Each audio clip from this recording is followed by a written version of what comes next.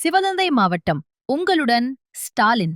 முகாமில் பொதுமக்கள் அளித்த மனுக்கள் குப்பையில் கிடந்தது தொடர்பாக எழுந்த சர்ச்சை தீவிரமாகி வருகிறது. இந்த விவகாரத்தில் பாஜக முன்னாள் மாநில தலைவர் அண்ணாமலை பதிலளித்துள்ளார். மக்களின் மனுக்கள் அலட்சியமாக குப்பைக்கு எறியப்படுகின்றன, இது வெட்கக்கேடான செயல் என அவர் குற்றம் சாட்டியுள்ளார். வட்டாட்சியர் அலுவலகத்திலிருந்து மனுக்கள் காணாமல் போனது குறித்து சந்தேகம் எழுப்பிய அவர், முதலமைச்சர் நேரடியாக விளக்கம் தர வேண்டும் என்றார். அண்ணாமலை பேசிய முழு விவரங்கள் உங்கள் பார்வைக்காக. சிவகங்கையில வைகை நதியில திருப்புவனத்துல உங்களுடன் ஸ்டாலின் வந்த பெட்டிஷன்லாம் ஆத்துல போட்டதை பார்த்தோம். இன்னைக்கு வட்டாட்சியர் வந்து கம்ப்ளைண்ட் கொடுத்திருக்காரு, ஆபீஸ்ல வச்சதை எவனோ திருடிட்டு போயிட்டாங்க. வெட்கமா இல்லையா? இந்த மாதிரிலாம் சொல்றீங்க, மக்கள் அதை நம்பணும்னு நினைக்கிறீங்களா? வட்டாட்சியர் அலுவலகத்துக்குள்ள பூட்டு போட்டு திருடி இருந்தா அன்னைக்கே உங்களுக்கு தெரிஞ்சிருக்கும், பூட்டை உடைச்சு ஆத்துல வீசினதுக்கு அப்புறம் நாங்கெல்லாம் அதை உங்க கவனத்துக்கு கொண்டு வரோம், பத்திரிகை நண்பர்கள் கவனத்துக்கு கொண்டு வரோம்.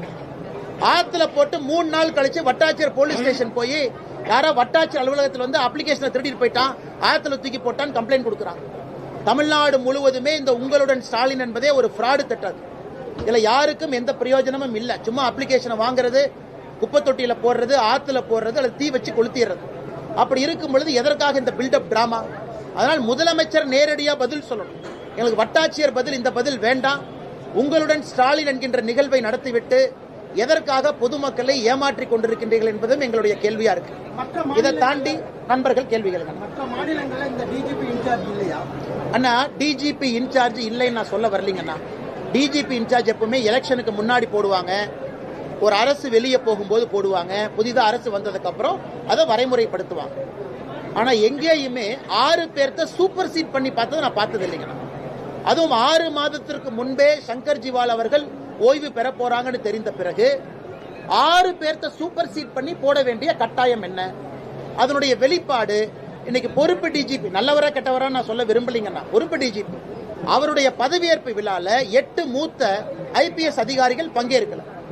அப்ப ஐபிஎஸ் அதிகாரிகளுக்குள்ளேயே கோஷ்டி பூசல் சண்டை வந்தா பொதுமக்களுடைய உயிருக்கு உத்தரவாதம் யாரு? அதனால் பொறுப்பு டிஜிபி நடைமுறை எதுக்கு? எலெக்ஷனுக்கு 8 மாசம் இருக்கு. இன்னைக்கு அவங்க 6 மாசம் முன்னாடி ஃபைல் அனுப்பிச்சிருக்கணும். இவங்கெல்லாம் முடிவு பண்ணிட்டாங்க, முதல் 3 டிஜிபிக்கள் திமுக எதிரானவங்க, ஏன்னா நம்ம ஆளுகளை அரெஸ்ட் பண்ணிருக்காங்க, இவங்க ஆகாது இவங்க ஆகாதுன்னு எல்லாத்தையும் கழிச்சு கடைசியா 7ஆவதா இருக்கிற தூக்கி போட்டிருக்காங்க. இதை வன்மையா கண்டிக்கின்றோம். முதலமைச்சர் பதில் சொல்லணும். சரி, சங்கர் ஜிவால் அவங்க ரிட்டையர் ஆயிட்டாங்க. தமிழகத்துல தீயணைப்புத்துறைக்கு புதிதாக ஒரு பதவியை உருவாக்க வேண்டிய கட்டாயம் என்ன? எதுக்காக உருவாக்குறீங்க? எதுக்காக பதவி உருவாக்குறீங்க? ஏன் இன்னைக்கு இருக்கக்கூடிய தீயணைப்புத்துறையினுடைய டிஜிபி சரியில்லையா? எதற்காக புதியதாக ஒரு பதவியை உருவாக்குறீங்க? ரிட்டையர் ஆயிட்டாரு, முடிஞ்சது. கடைசி நாள் ஃபேர்வெல் பரேட் கொடுத்தாச்சு, எல்லா அதிகாரிகள் வந்து நன்றி சொல்லியாச்சு. அந்த ஒரு அதிகாரி என்ன ஸ்பெஷலா?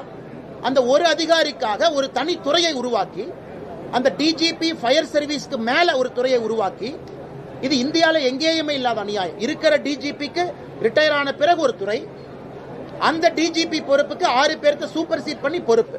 இதை எப்படி பொதுமக்கள் பார்ப்பாங்க? அரசியல் போலீஸ் துறையில கலப்பது திராவிட முன்னேற்ற கழகம் தான் பார்ப்பாங்க. அதைத்தான் நாங்கள் கேள்வியாக எழுப்பின்றோம். முதலமைச்சர் பதில் சொல்லட்டும். டிஜிபி ஃபயர் போர்ஸ், அதற்கு மேல எதற்கு அந்த பொறுப்பு உருவாக்குனீங்க? காரணம் சொல்லுங்க. இது போன்ற மேலும் பல செய்திகள் உடனுக்குடன் தெரிந்து கொள்ள 9 நியூஸ் தமிழ் யூடியூப் சேனலை சப்ஸ்கிரைப் செய்யுங்கள். இது உங்கள் 9 நியூஸ் தமிழ்.